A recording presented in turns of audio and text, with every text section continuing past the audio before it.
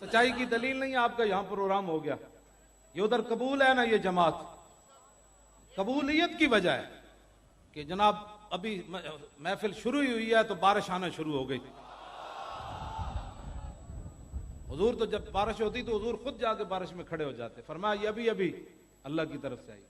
تو میں تو اس وقت اتنا اپنے آپ کو خوش نصیب محسوس کر رہا تھا، یا اللہ تیرا شکر ہے، یہ جو ہے بارش جو ہمارے سروں پر منہ پر گر رہی ہے، یہ تیرا کرم ہے، یہ قبولیت کی دلیل ہے۔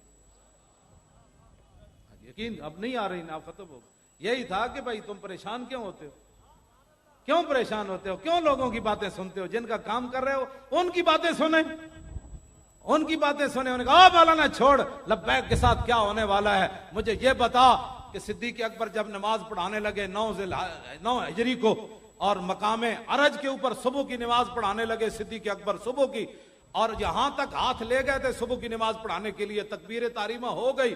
جابر بن عبداللہ اس حدیث کے راوی ہیں، فرمایا پیچھے سے مدینہ منورہ کی طرف سے ایک اونٹنی کے بولنے کی آواز آئی، صدیق اکبر یہاں اللہ اکبر کہنے لگے، فرمایا یہ رسول اللہ کی جدعا اونٹنی کی آواز ہے۔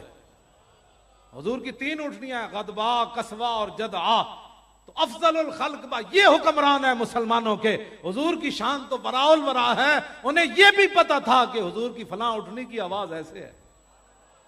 ہم جس حکمرانی کی بات کرتے ہیں اس میں حکمران وہ ہوگا کہ جو رسول اللہ کی اونٹنیوں کی آوازیں بھی یاد رکھے گا۔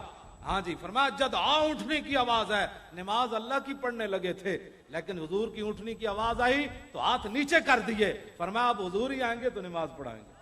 شوق تیرا اگر نہ ہو میری نماز کا امام، میرا قیام بھی حجاب، میرا سجود بھی حجاب۔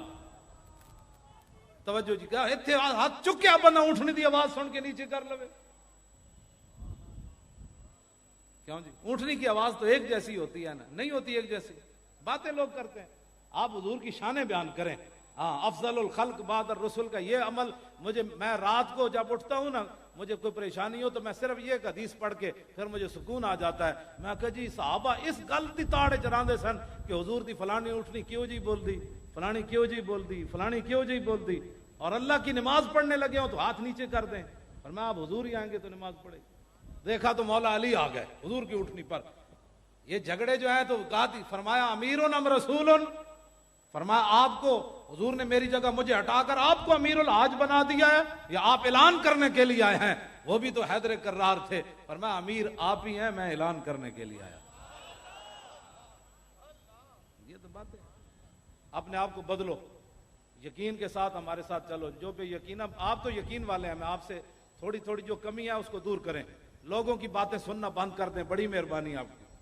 لوگ تو روزانہ ہمارے پھانسی کے پھندے تک روزانہ میں پہنچاتے ہیں، جب ہم اندر تھے نا کہتے نہیں انہیں تو نہیں بچنا، وہ توبہ توبہ توبہ۔ میری مسجد کے قریب سے کوئی نہیں گزرتا تھا، سنسان، مجھے بتایا کہ جہاں بندہ ہی کوئی نہیں گزرتا تھا، گلیاں بھول گئے لوگ کہ نہیں ہوں تو مولانا پھٹی چڑھ کے آنا ہے۔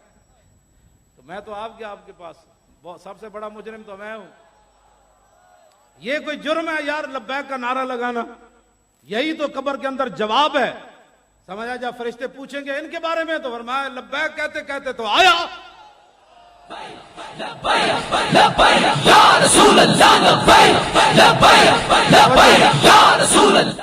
جب کل قیامت والے دن جب حضور تشریف لائیں گے تو اس دن پھر کیا ہوگا؟ حضور ہم بھی آ گئے، غلام آ گئے، تو پھر اس دن کیسا آپ کیوں لوگوں کی باتیں سنتے ہیں؟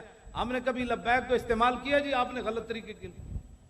جو آدمی لبیک کے نام کو غلط استعمال کرے آپ مجھے اطلاع دیں، کسی سے پیسہ وصول کرے، پتہ، یہ ہمارا طریقہ ہی نہیں ہے۔ یہ اگر ہوتا تو ہمیں کسی نے چھوڑنا تھا؟